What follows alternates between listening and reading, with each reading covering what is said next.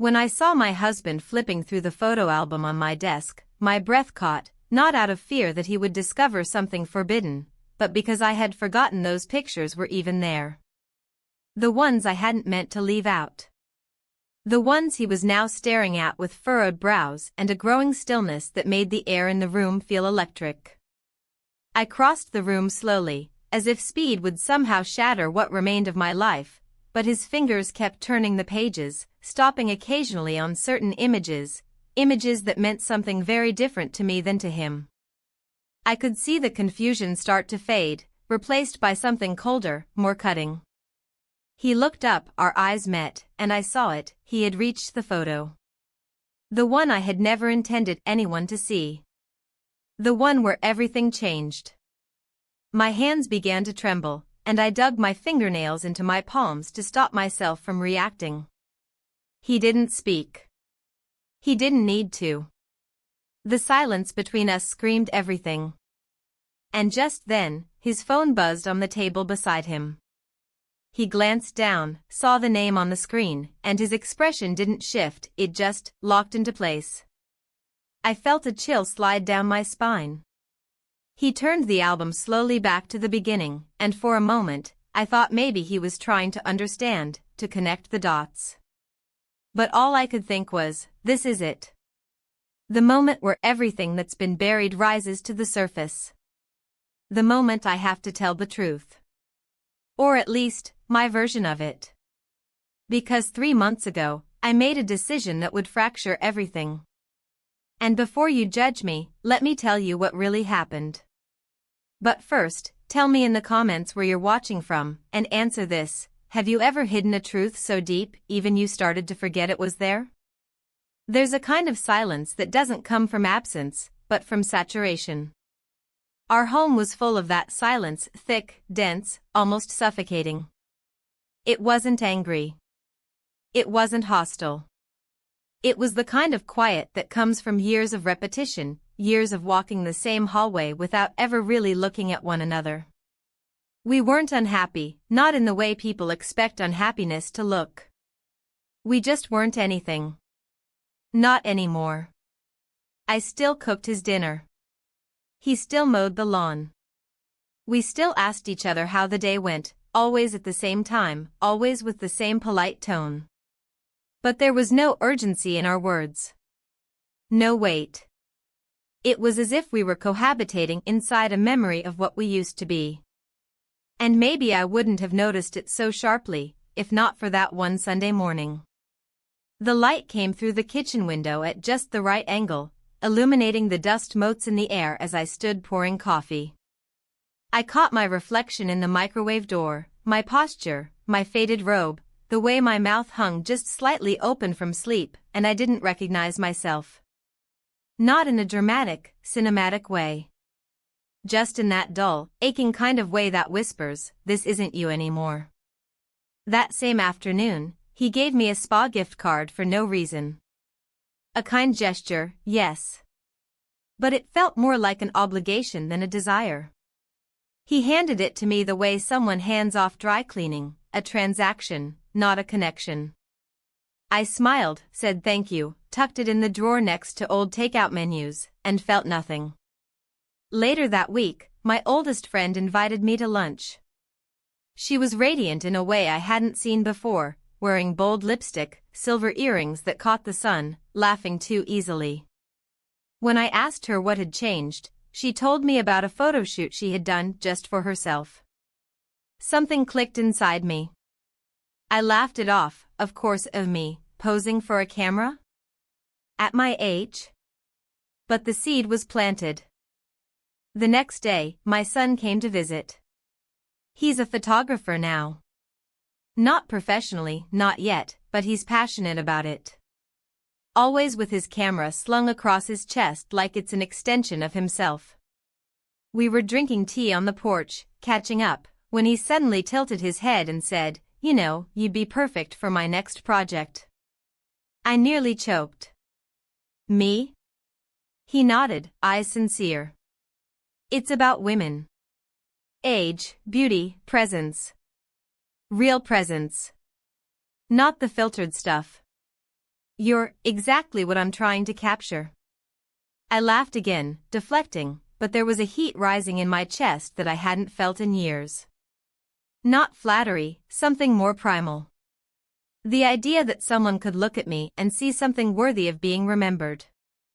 That evening, I stood in front of the mirror, turning slowly in place. I tried on a few dresses I hadn't worn in years. Some didn't fit the same way. Some didn't fit at all. But one did, a deep green wrap dress I used to wear on date nights. It felt different now. Not youthful. Not desperate. Just alive. We scheduled the shoot for Saturday. I spent the week curating little things, finding scarves, brushing through my hair with more care than usual, putting on a hint of perfume even when I wasn't going anywhere. I didn't tell my husband about the shoot. Not because I was hiding something, but because I wasn't ready to explain something I didn't yet understand. Saturday came with a golden kind of light. The kind that flatters everything, that makes even shadows feel warm. We set up in the living room, moved a chair near the window, draped a sheet behind me, cleared away the clutter. I was nervous. My hands trembled slightly as I posed. My smile was tight at first, mechanical. But he guided me gently, soft instructions, light adjustments, all so natural. He wasn't just taking photos. He was watching. Seeing. And I was responding to that gaze more than I wanted to admit. After the first few shots, he showed me the images. And something shifted. I looked beautiful. Not magazine beautiful, not young beautiful. Just me. Awake. Present. We took more. He asked me to try different expressions, melancholy, amusement, defiance. It felt theatrical at first, but then something began to flow. I began to feel emotions I hadn't accessed in years.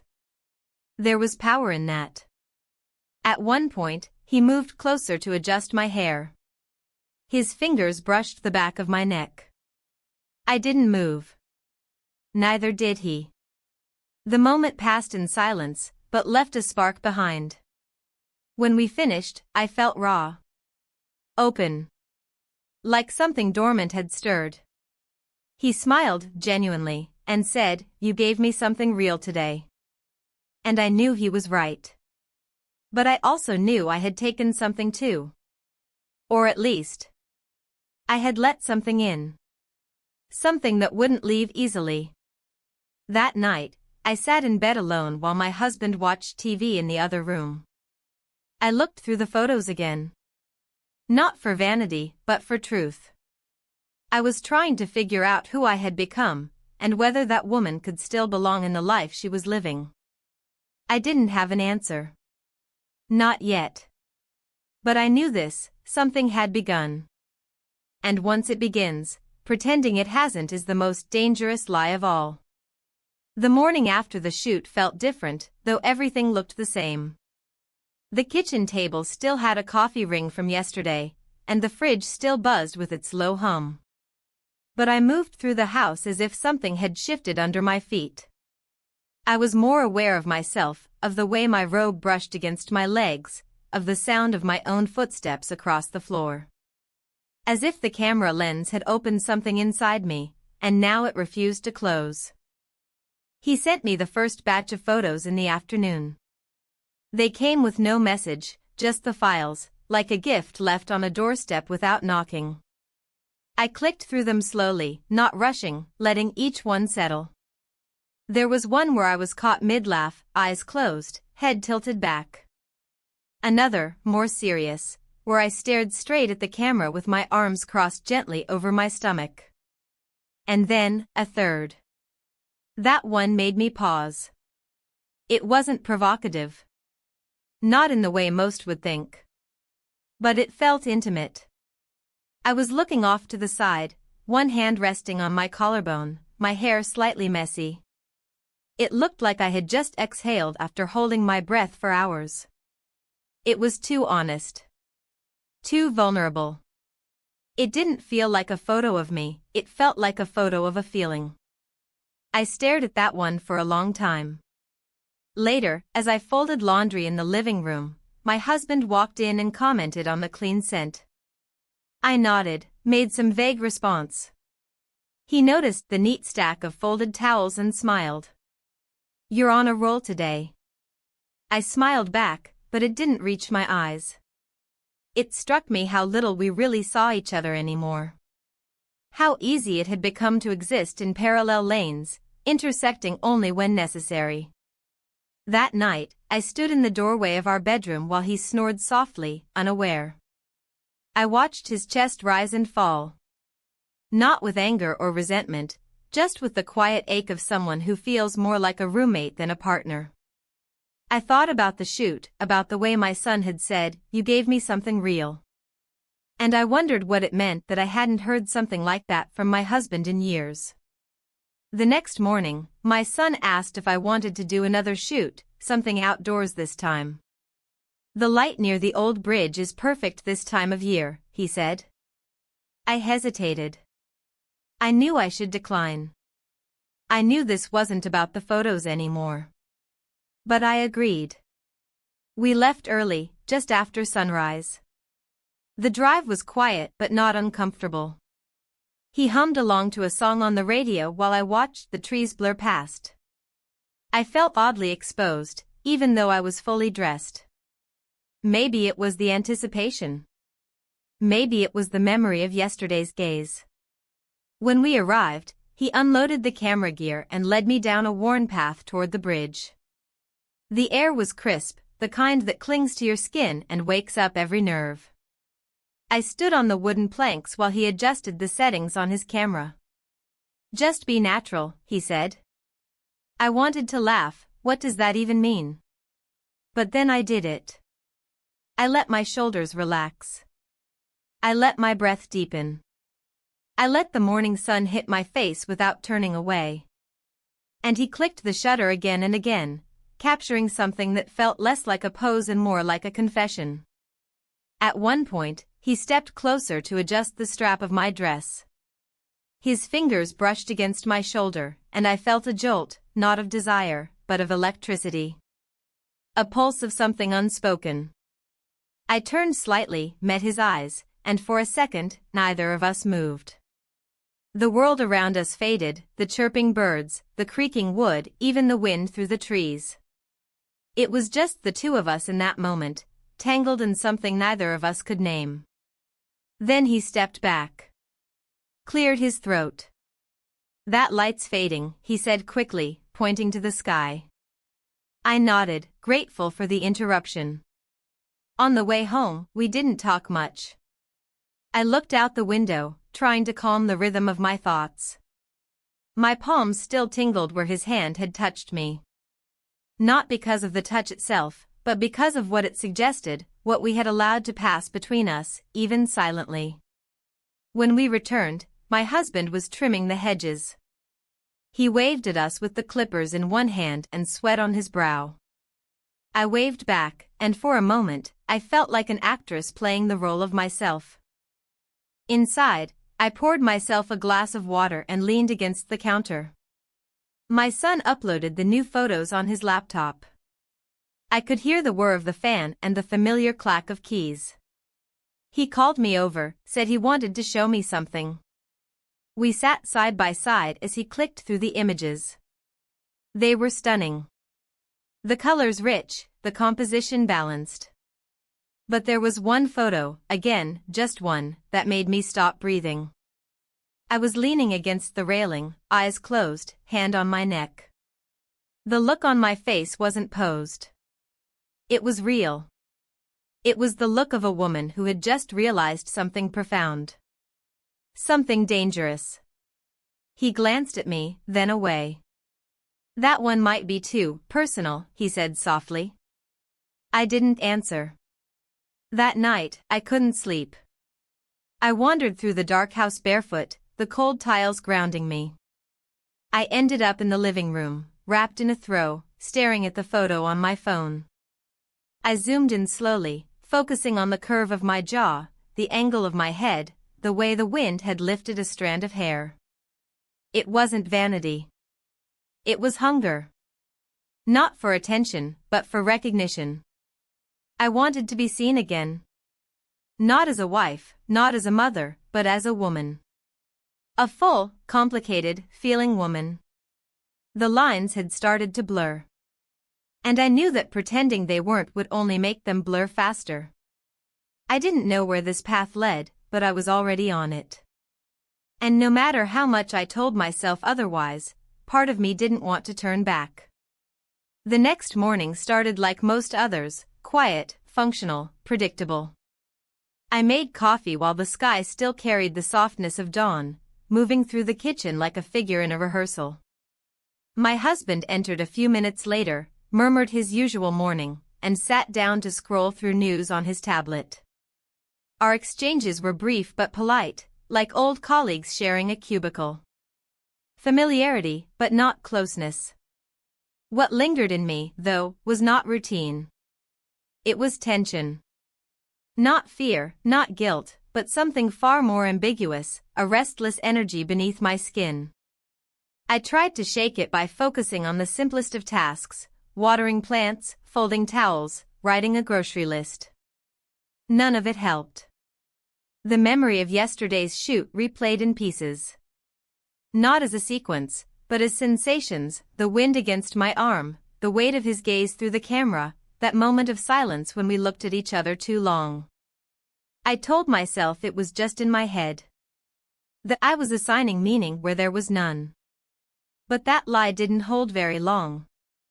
Around noon, I got a message from him. Just a single line, want to do a bedroom setup next? Soft light in the afternoon works best. I stared at it for a while. The phrasing was casual, practical, photographic.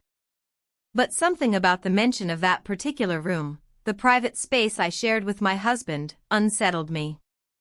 Still, I said yes. I spent the early afternoon preparing, not in any overt way, but in small adjustments. I smoothed the bedsheets twice. Removed the clutter from the nightstand. Opened the curtains to let in filtered sunlight. When I caught my reflection in the vanity mirror, I paused. My posture was different. Taller, maybe. Or just more intentional. I changed into a blouse that fit just right, soft but structured. It wasn't for seduction. It was for presence. When he arrived, he carried his camera bag and nothing more. He was focused, professional, but there was something in his eyes, a flicker of hesitation, maybe uncertainty. I offered him tea. He declined. We moved quickly into the shoot, adjusting pillows, shifting the angle of the lamp, checking how the light fell across the comforter. He didn't say much, just guided me with quiet gestures. Tilt your head. Look past the window. Relax your hands. The usual cues. But we both knew it wasn't usual anymore. I lay back against the pillows as instructed, eyes on the ceiling, one arm resting above my head. He stepped in to adjust a strand of hair that had fallen across my cheek. His hand was gentle, deliberate. The touch lingered a fraction longer than necessary. I didn't flinch. He returned to the camera, clicked the shutter, then paused. The silence grew longer than before. I could feel it stretch between us, thick and complicated. Are you comfortable? He asked finally, his voice lower than usual. I nodded, though the truth was more nuanced. I wasn't uncomfortable. But I wasn't at peace either. I was suspended, between roles, between definitions, between what was allowed and what simply was. The rest of the session continued in quiet waves. I changed poses. He shifted angles. We didn't speak unless it was about light or lines or posture. But the silence was filled with meaning. There were no boundaries being crossed physically, yet the emotional ground beneath us was cracking in subtle ways. When we finished, he started packing up without looking at me. I sat on the edge of the bed, smoothing the fabric of my skirt, listening to the soft clicks of zippers and buckles. He stood near the door with his bag slung over his shoulder and finally looked at me. There was nothing romantic in his expression. No flirtation. Just something close to regret. Or maybe recognition. "Thanks for trusting me," he said. I nodded, unsure what to say in return. After he left, I didn't move for a long time. I stayed there, sitting on the edge of the bed, staring at the space he had just occupied. I didn't cry. I didn't panic. I just thought. Thought about how this all had started with a simple request. A photo project. A compliment. And how it had grown roots I hadn't expected. Later that evening, I set the table for dinner. My husband walked in, greeted me with his usual affectionless smile, and asked about my day. I lied, of course. Said I spent the afternoon reading. He nodded and began talking about a neighbor's new fence. I answered when appropriate, keeping my tone warm but neutral. I was watching myself from the outside again, aware of every word, every gesture. That night, while brushing my teeth, I caught his reflection behind me. He was undressing for bed, humming a melody I didn't recognize. I studied him, his familiar movements, his relaxed posture, the way he moved through our routine without hesitation. He had no idea about anything. And I wasn't sure if that made me feel relief or something closer to sadness. I went to bed and faced the wall while he read beside me. At some point, he turned off the lamp and shifted under the covers. His arm brushed against mine.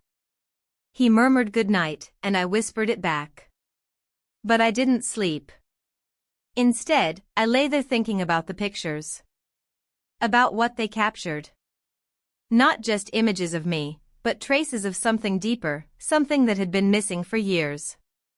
Not passion, not even love, but attention. Presence. That terrifying, beautiful experience of being fully seen. I thought about deleting them. About ending the project. About finding a way to pull back from the edge before something irreversible happened. But I also thought about how alive I had felt. Not youthful. Not reckless. Just awake. There was a moment, sometime in the small hours of morning, where I turned to face my husband's sleeping form. I watched the slow rhythm of his breathing, the way his fingers twitched in dreams. I tried to remember the last time I had wanted to touch him without obligation. I couldn't. And that realization didn't devastate me. It just settled, quiet and cold, somewhere deep in my chest. I knew this couldn't go on forever. Something would have to give. Either I would bury this in silence, carry it like a secret scar. Or I would speak it aloud and let the consequences unfold. But not yet. Not tonight. Tonight, I would lie here and pretend. Pretend nothing had changed. Pretend I was the same woman I'd always been. But deep down, I knew I wasn't. Not anymore. The days that followed the bedroom shoot unfolded with an unfamiliar rhythm, as if the house itself was adjusting to a new atmosphere, one charged with unspoken tension and subtle shifts beneath the surface. I found myself moving through routines with a sharper awareness, each small gesture weighted by the knowledge that things were no longer quite the same. When my husband came home from work, his presence felt both comforting and distant. He carried the same tired smile, asked the usual questions about my day, but there was a pause now, a space between us that neither of us dared to fill. I wanted to tell him about the photos, about the shoots, but the words clung to my throat, heavy and forbidden. One evening, as I was preparing dinner, I caught his glance from across the room. It wasn't accusatory or suspicious, it was something quieter, curiosity mixed with concern. I looked away quickly, stirring the sauce, trying to steady my breath. In that moment, I realized that beneath the veneer of normalcy, we were both searching. He for the woman he once knew, and I for the parts of myself I thought I'd lost. My son called one afternoon with an idea for the next shoot. He suggested an outdoor location, a quiet park near the old railway bridge, bathed in soft afternoon light. I hesitated, remembering how the last outdoor session left me feeling exposed yet strangely alive. Still, the need to explore that feeling pulled me forward. I agreed. The drive was silent, save for the hum of the radio and the occasional comment about a bird or the color of the leaves.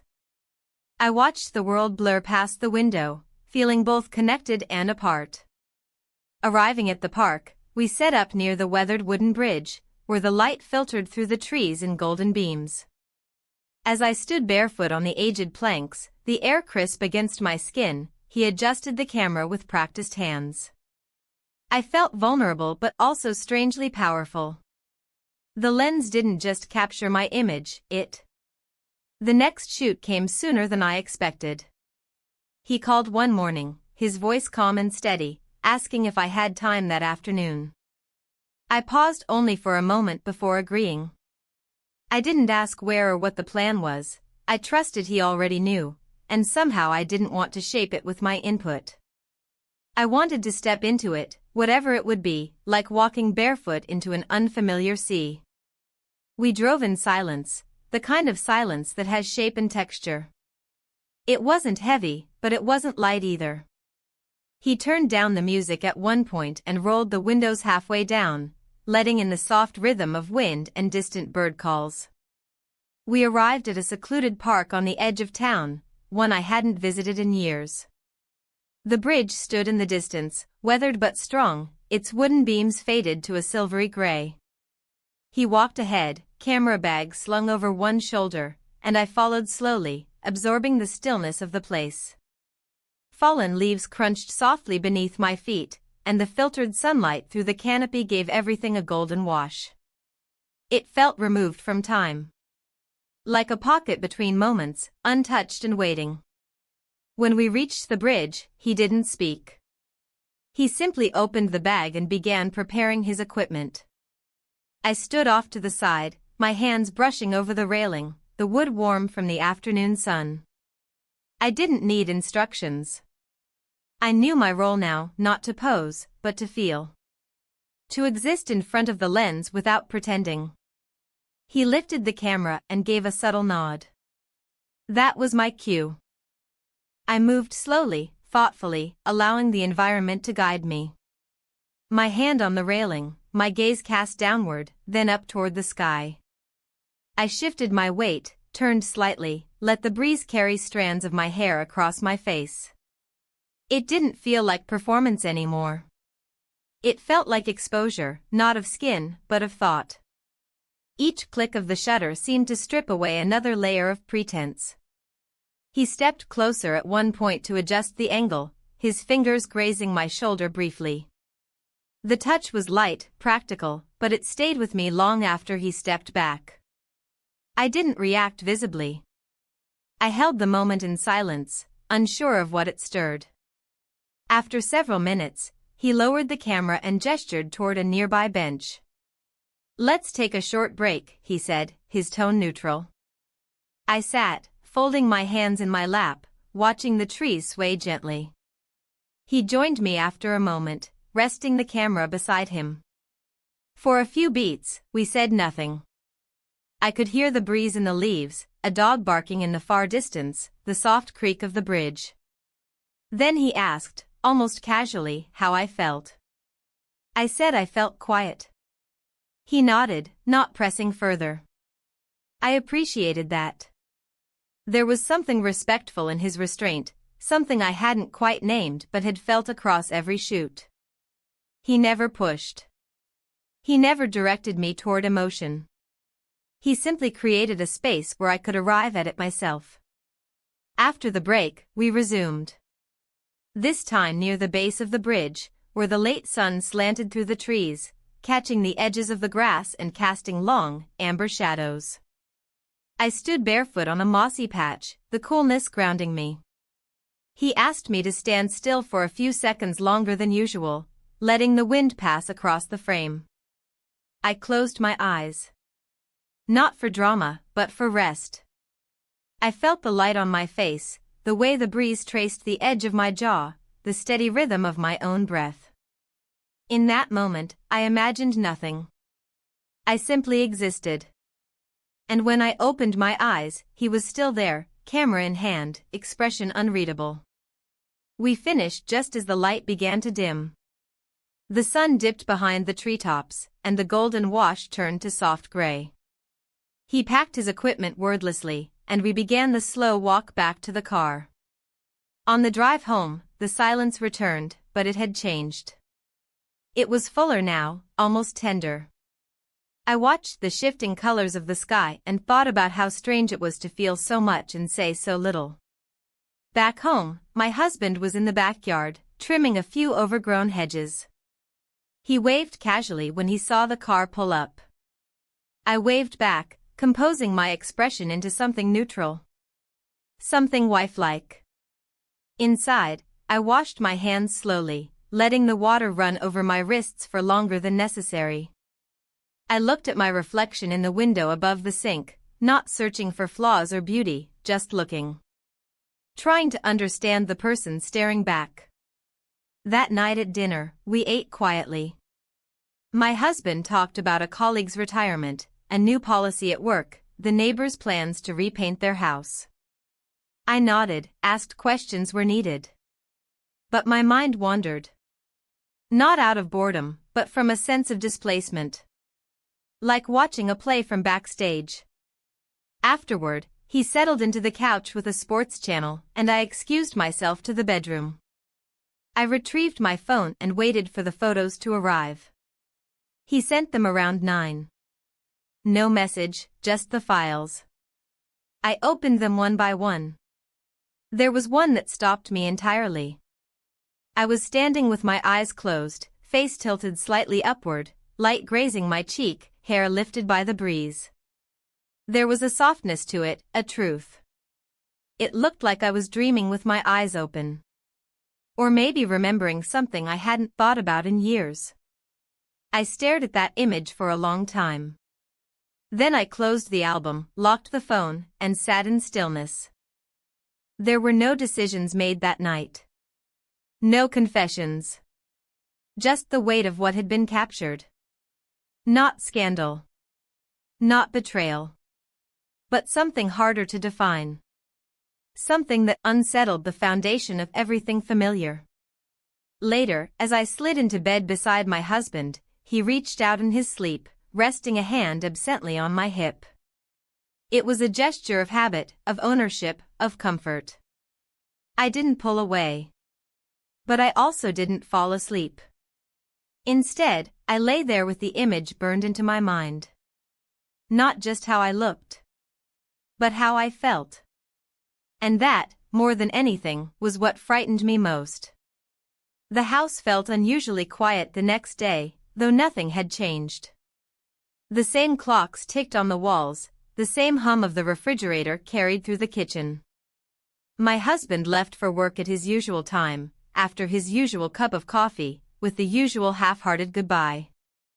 I watched him from the window as he pulled out of the driveway, his routine flawless in its predictability. And yet, something in me was unraveling in small, invisible threads. I hadn't yet opened the folder of photos from the previous day, not because I was afraid of what I might see, but because I already knew. I had carried those images with me all night, printed not on paper, but somewhere deeper. I didn't need to see the light on my skin or the way I stood in the frame. I remembered what it felt like to be seen. That was the part that haunted me. Around midday, the message came. I was editing and found something I hadn't noticed before. Do you have a moment later? I stared at the words for longer than necessary. I typed and deleted my response 3 times before settling on a simple yes. We agreed to meet in the late afternoon. He didn't say where, but I knew he'd come to the house. It had become our silent agreement, no discussions, no justifications, just an unspoken momentum that kept pulling us forward. When he arrived, he looked different. Not in any obvious way. His hair was a little messier than usual, his shirt more relaxed. But it was the expression in his eyes that made me pause. He looked like someone who had started asking himself questions he wasn't ready to answer. He came in quietly, camera bag in hand, and we didn't exchange greetings. Instead, I led him to the living room, where the soft light from the west-facing windows painted golden shapes across the floor. We sat side by side on the couch, the laptop open between us, and for a few minutes, the only sound was the faint clicking of keys. He opened the folder and brought up an image I hadn't seen before. It was from the final set on the bridge. I stood with my back to the camera, slightly turned, hands resting at my sides. The sunlight caught the curve of my neck and the edge of my jaw. But what caught my breath was not how I looked, it was the presence behind the camera that seemed to hum through the image. I could see, in the smallest details, that this photo had been taken with something more than technical skill. There was tenderness there. And maybe confusion. Or longing. I didn't say anything. He turned to me and opened his mouth as if to speak, but then hesitated. Closed it again. The silence between us stretched, filled with too much meaning. I looked down at the image again, trying to steady my thoughts. And then, without warning, it happened. We kissed. There was no warning, no build-up. One moment we were looking at the screen, and the next, we kissed. It was brief. Not urgent or dramatic. Just a moment suspended in the stillness of everything we hadn't said. And then we both leaned back, as if synchronized by some invisible recoil. I stood first. Walked to the window, needing space. The late sun was beginning to dip below the rooftops, casting long, golden shadows across the street. My pulse beat in my ears, and my hands felt cold even as the air stayed warm. Behind me, I heard him close the laptop. "I'm sorry," he said quietly. I nodded, though I didn't yet know what I was acknowledging. The act itself? The emotions behind it? The fact that we'd crossed a line that had no clear name? "I should go," he said. I didn't stop him. When the door clicked shut, I stayed frozen at the window, watching the shadows shift on the pavement. The moment replayed in my mind over and over, not the kiss itself, but the silence afterward. The way neither of us had spoken, the way neither of us had tried to explain. That night, my husband commented that I seemed tired. I said I had a headache. He offered to make tea, and I thanked him. We sat in silence on the couch while the kettle whistled in the kitchen. When he handed me the cup, his fingers brushed mine, and I flinched, barely, but enough for him to notice. "You okay?" he asked. I smiled, a smile that said I'm fine, please don't ask again. Later, when he was asleep, I returned to the living room and opened the laptop. I stared at the photo again, the one he had shown me. I tried to see it with new eyes, tried to peel back whatever layers I had placed between myself and the truth. But the truth was slippery. It wasn't about romance. It wasn't about betrayal. It wasn't even about him. It was about the way I felt in those moments, open, real, present. And that terrified me. Because once you taste something like that, it's hard to go back to the numbness of habit. But I also knew that the cost of going forward was something I hadn't fully understood yet. The next morning, I woke early. My husband was still asleep, his breathing slow and steady. I sat at the edge of the bed for a long time, staring at the floor, my hands folded in my lap like a child waiting to be called into a room she didn't want to enter. I didn't know what I was becoming. But I knew what I wasn't anymore. And that realization, quiet, unspectacular, irreversible, was the beginning of everything else. The air felt heavier in the days that followed. Not oppressive, but thick with things unsaid. My movements became slower, more deliberate, as though I was trying not to disturb the balance of something fragile. My husband didn't notice anything unusual, or if he did, he said nothing. He still asked if I needed anything when going to the store. Still left the porch light on if I was out late. Still kissed my cheek before bed, a soft, brief routine. But I was different. Something inside me had changed, and the weight of that change followed me like a second shadow. I avoided my son for several days, not because I was angry or afraid, but because I didn't trust myself to act as if nothing had happened. The kiss itself had been short, but what it awakened, what it reflected, was too large to ignore. I told myself it was a moment of confusion, a slip in judgment, something unspoken that would quietly recede back into silence. But the truth was less tidy than that. I found myself wandering through old parts of the house during the afternoons, closets I hadn't opened in years, drawers filled with forgotten letters, albums that documented smiles I barely remembered forming. It was a way of grounding myself, I think. A way to remind myself of who I used to be, and who I had become without even realizing it. One afternoon, while sorting through a box of scarves and gloves in the hallway cabinet, I found an old envelope with a card from my husband inside. It had no occasion, no date. Just a simple line, "You make everything warmer." I sat with that card for a long time, fingers tracing the ink. I couldn't remember when he'd given it to me. I couldn't even remember the last time I'd read something from him that wasn't practical or necessary. That evening, over dinner, I asked him if he remembered the card. He furrowed his brow and shook his head, chewing slowly before saying, "Did I write that?" I nodded. He gave a soft chuckle, took a sip of water, and said, "Well, I must have meant it." He smiled like it was meant to comfort me. And maybe, once, it would have. But it didn't. The next morning, I woke early again. I've noticed I sleep less now, or maybe I just rest differently.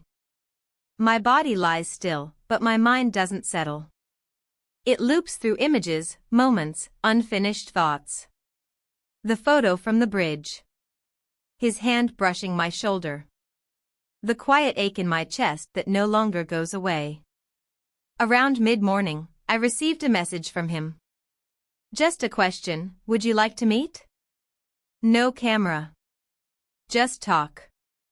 I sat with it for an hour before responding. I said yes. We met at a public garden, one I used to take him to when he was younger. It was mostly empty, save for a few people reading on benches and a couple walking a dog near the fountain. He was already there when I arrived, hands in his pockets, eyes distant. When I sat down beside him, he looked at me but didn't speak right away. I didn't push. I let the silence do what it needed to do. Finally, he said, "I haven't been sleeping well." I said nothing. I keep going over everything.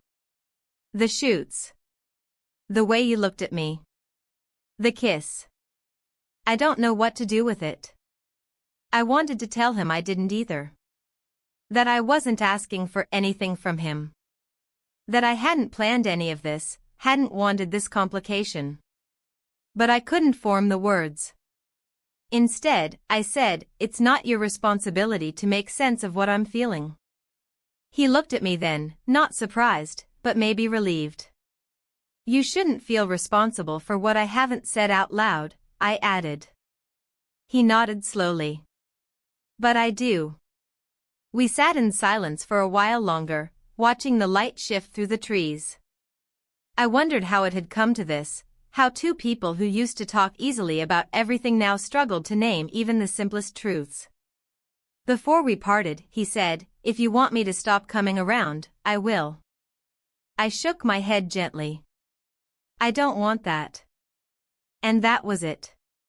When I got home, my husband was watching a show I didn't recognize. He greeted me with a soft grunt, barely turning his head. I told him I had gone for a walk, needed the fresh air. He accepted it without question. Later, as we got ready for bed, he asked if I was feeling all right. I nodded, brushing my hair slowly at the mirror. He said, "You've just been quiet lately." I turned to him, forcing a smile. "Just thinking a lot." He kissed my forehead. "Don't think too hard. Nothing's ever as serious as it seems." That night, lying in bed beside him, I realized how far apart we had drifted. Not just physically, but emotionally, mentally, spiritually. We still shared a home, a bed, a schedule. But we no longer shared ourselves. And it wasn't just because of the kiss. It wasn't even because of the photos. It was everything that came before them. The years of silence, of politeness mistaken for peace. The slow erosion of intimacy not from conflict, but from absence. I didn't cry. I didn't panic. I just lay there, eyes open in the dark, accepting the truth in full. This wasn't about betrayal. It was about awakening. And once awakened, a part of you never goes back to sleep. The morning sunlight filtered through the curtains, casting soft, wavering patterns across the floor. I watched them for a long while before getting out of bed, listening to the familiar sounds of my husband shaving in the bathroom, the low hum of the fan still spinning from the night. Everything looked the same, sounded the same. But I knew that nothing truly was. That day, my movements were automatic. I cleaned the kitchen counter although it was already clean. I rearranged a few items on the bookshelf, not because they needed it, but because my hands needed something to do. I couldn't concentrate on reading, couldn't follow the thread of my own thoughts long enough to write in my journal. My body was here, but something in me was pacing elsewhere. In the late afternoon, he texted me again. "I need to show you something. Just one thing." There was no preamble, no small talk. Just that line, and a time. I stared at it for a while, my thumb hovering above the screen, and finally typed, "Okay." It was already growing dark when he arrived. A faint breeze moved through the trees, carrying the first hint of autumn.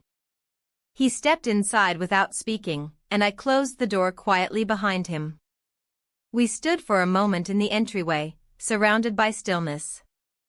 Then he handed me a small black folder. I didn't ask what was inside. I simply nodded and led him to the living room. We didn't sit. He stood near the fireplace, arms crossed, waiting while I opened the folder. Inside were printed photographs, physical, carefully developed. The first few I recognized from previous shoots, my face caught in half-light, my hands adjusting a scarf, my bare feet on the bridge. But then I reached the one he had mentioned. It was me, seated on the bed during the bedroom shoot. I had turned my face slightly, eyes lowered, hands resting on my lap. The light through the curtains had landed just right, soft, diffused, almost ethereal. But it wasn't the technical perfection of the image that held me in place. It was the expression. My expression. There was no posing in it.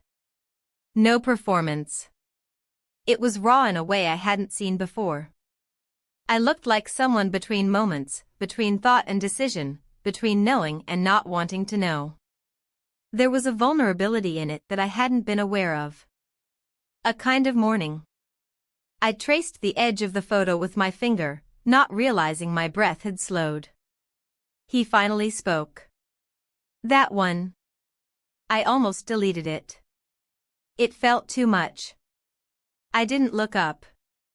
"Too much of what?" He paused. "Of you." I let the silence expand again. The house around us felt heavier somehow, as if even the walls were holding their breath. We didn't talk much after that. He left the folder on the table and said he needed to go. I walked him to the door but didn't follow him out. As the door clicked shut, I leaned back against it and let my eyes close. Later that evening, my husband came home later than usual. He looked tired, the kind of tired that settles deep in the shoulders and eyes. He placed his keys on the counter and sighed, but didn't say anything about the folder on the table. I had turned it upside down. Over dinner, we made the usual conversation. The weather. Traffic. A new grocery store opening on the east side of town. I responded in all the right ways, and he didn't press further. But something in his glances told me he sensed a shift. Not suspicion. Not accusation. Just distance. A curtain between us. That night, after we'd gone to bed, I lay awake long after he began to snore. The photograph sat in my mind like a stone at the bottom of a river, immovable, silent, but disrupting everything around it. I tried to remind myself of all the reasons I had lived my life the way I had. Stability. Loyalty. Familiarity. But the list didn't feel as solid anymore. I got up quietly and padded down the hallway, careful not to wake him. In the living room, I turned on the small lamp and pulled the photograph from the folder. I stared at it again, this time letting myself feel everything it stirred. Not shame. Not regret. Just recognition. I had become someone I no longer knew how to explain to the people closest to me. I had been slowly dissolving over the years, into routines, into expectations, into the quiet erosion of desire and identity. And now, here I was, caught mid-reclamation, terrified and compelled in equal measure.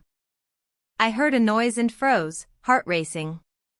But it was just the fridge humming, the same way it always did. Eventually, I returned to bed. My husband stirred as I slipped under the covers, reaching for me in his sleep like he always did. I let his arm rest across me, not because it brought comfort, but because I didn't yet know how to reject it. I closed my eyes and thought of the image again. Of what it captured.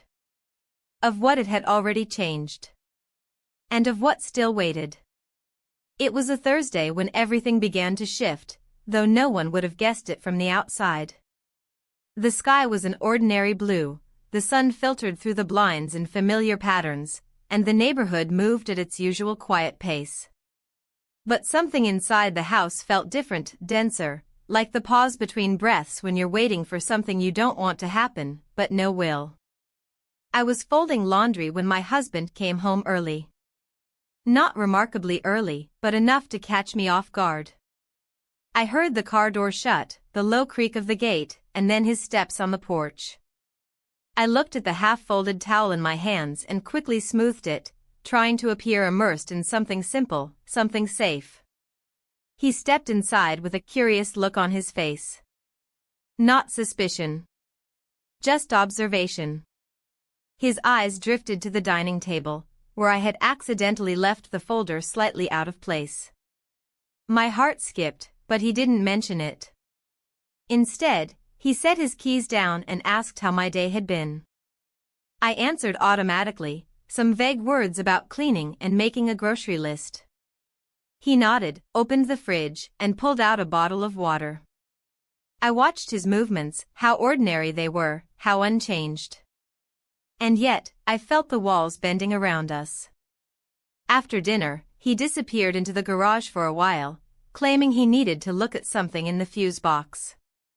I sat alone in the kitchen, hands wrapped around a lukewarm cup of tea, mind circling the same thoughts again and again. The photograph. The moment. The growing distance I could no longer ignore. I couldn't remember the last time I had looked at him and felt something beyond familiarity. I tried.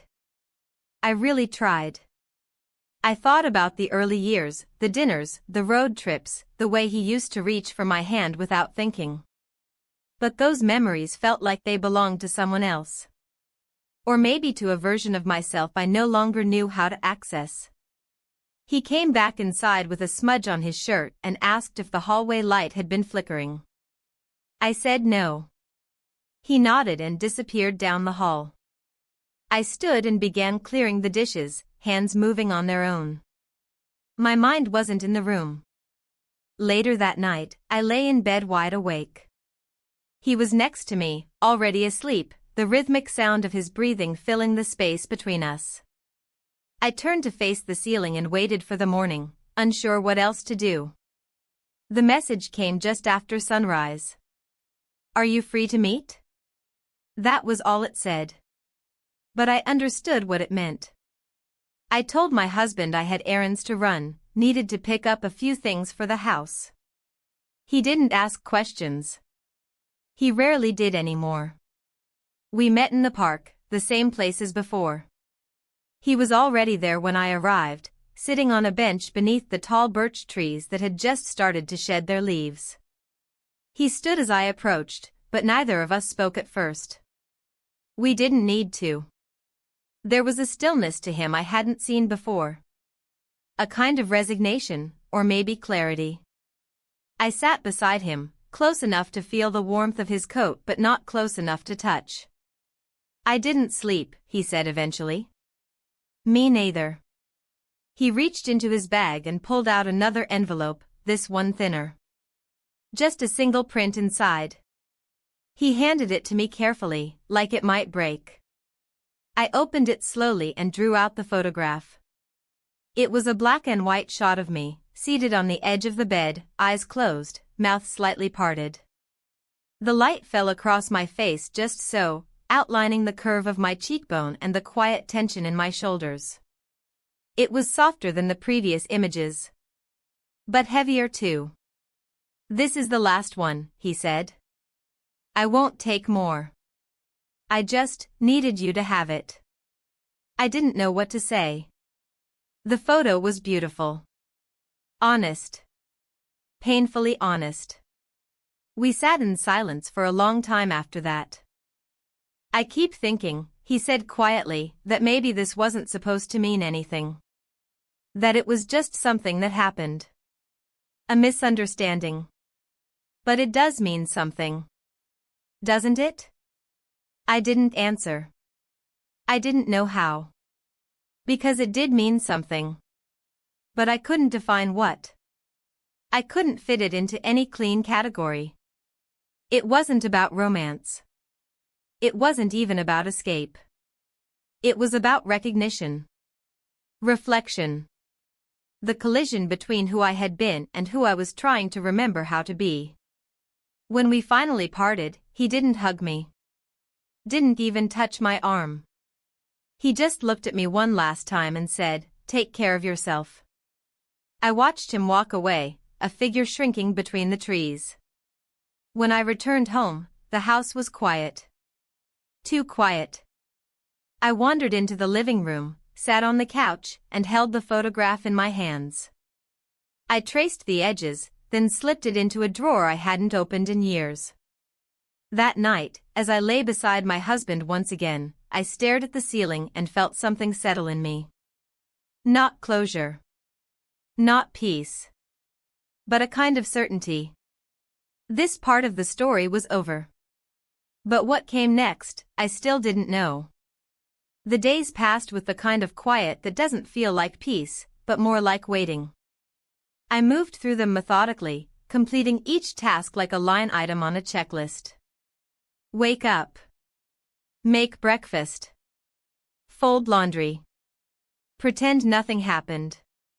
Pretend I wasn't still thinking about the photo, or the words he said, or the way he walked away without looking back. It had been almost a week since I last saw him. A week since I placed the final photograph in that drawer and closed it as if that could end something. But endings are rarely so tidy. The image remained behind my eyes, showing up in places it didn't belong, on the window pane in the kitchen, in the reflection of the car windshield, even in the curve of my own face as I passed the hallway mirror. My husband had begun noticing something. Not enough to confront me, he never had the temperament for that, but enough to shift the tone of our interactions. His questions were a little more pointed, his glances held a few seconds longer. He'd begun offering to help with small things, like setting the table or folding laundry, and though I appreciated it, I could feel it wasn't about kindness. It was a search. A reach. As if he, too, sensed a presence in the room that neither of us could name. One evening, as we were eating dinner, he asked if I wanted to go away for a weekend. Just the two of us. Somewhere quiet. We haven't done that in a while, he said, pouring himself another glass of water. I looked at him and nodded. Sure, I said. That sounds nice. And I meant it. Or at least, I wanted to. The following Saturday, we drove to a small cabin rental near the lake, one of those places built for silence. There was no television, barely any signal. Just the sound of water lapping against the shore and the wind moving through pine trees. He brought books, fishing gear, snacks he knew I liked. It was thoughtful. It was familiar. But it was also wrong. We took walks along the shore, cooked simple meals, and sat in long stretches of silence that didn't feel awkward, just empty. On the second night, while he was reading on the porch, I went for a walk alone. The path was uneven, lined with damp leaves and the scent of pine. I stopped at the edge of the lake and stood still, watching the way the moon rippled across the water. And I let myself ask the question I had been avoiding for weeks. What am I doing? Not just with him. With any of it. Because the truth was, I no longer knew what I wanted. I knew what I didn't want, to go back to sleep inside the shell of my life, to pretend I hadn't seen myself again through someone else's lens. But I didn't know how to move forward either, not without hurting someone who had only ever tried his best in the ways he knew how. When I returned to the cabin, my husband was still on the porch, blanket over his knees, eyes closed. I stood in the doorway for a while, watching him. He looked peaceful. Tired. Older than I remembered. I sat beside him, not saying anything, and he opened his eyes slowly. You've been different lately, he said. Not angry. Just somewhere else. I looked out into the trees. I've been thinking. He nodded. About us? About me, I said. And then, about everything. He didn't reply, and I was grateful.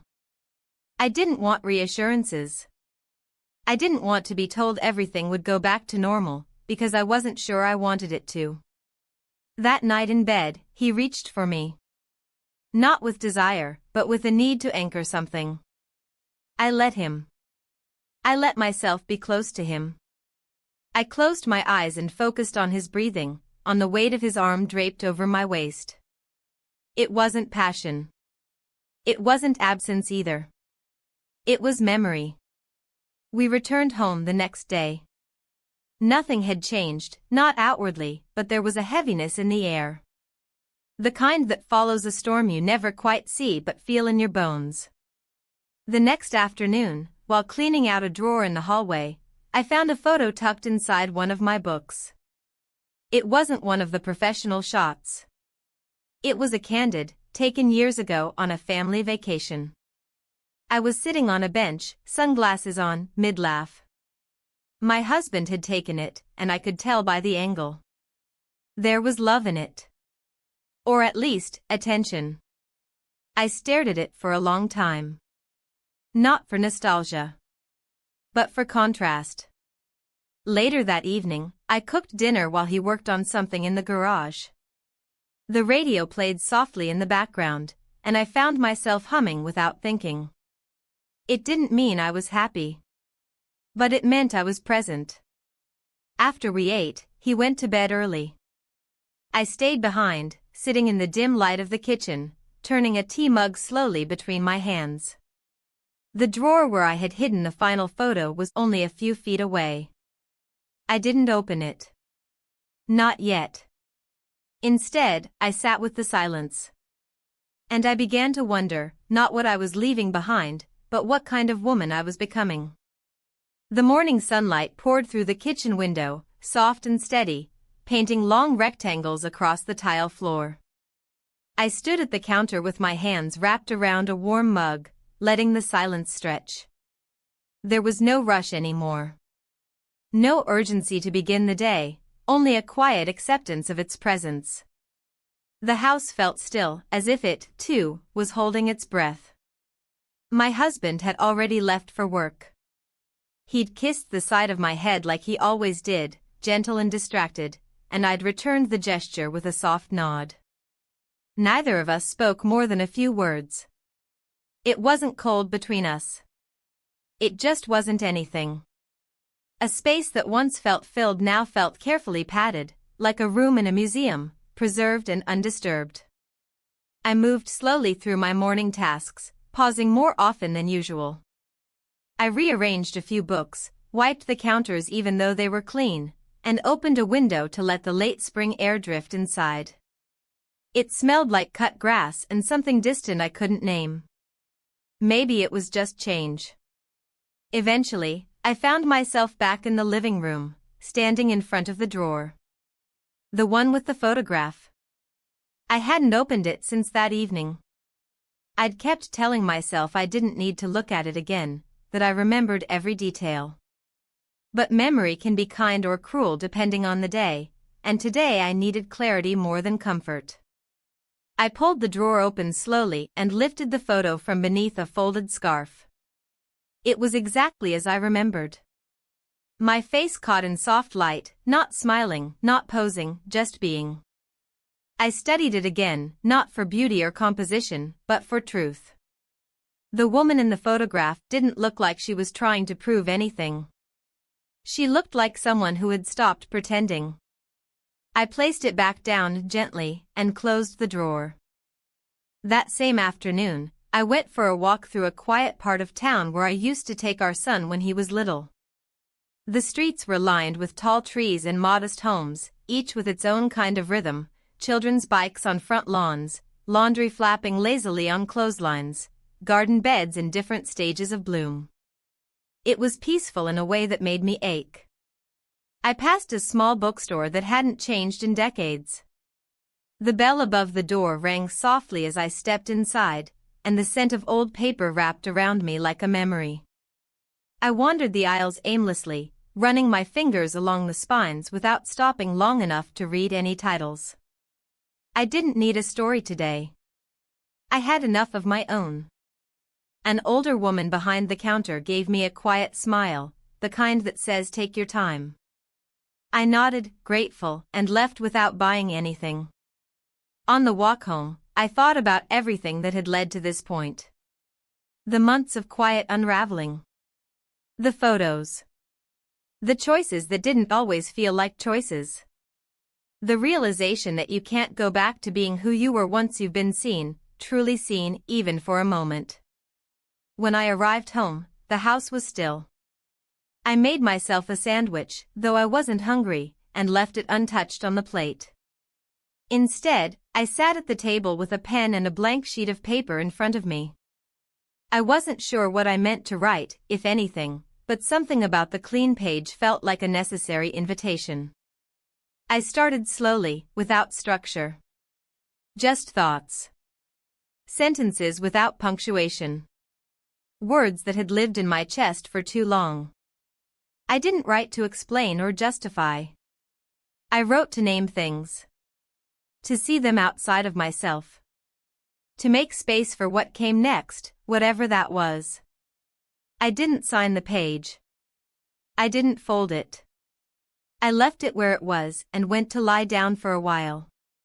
When my husband came home, I heard his keys drop into the bowl near the door. His footsteps were the same.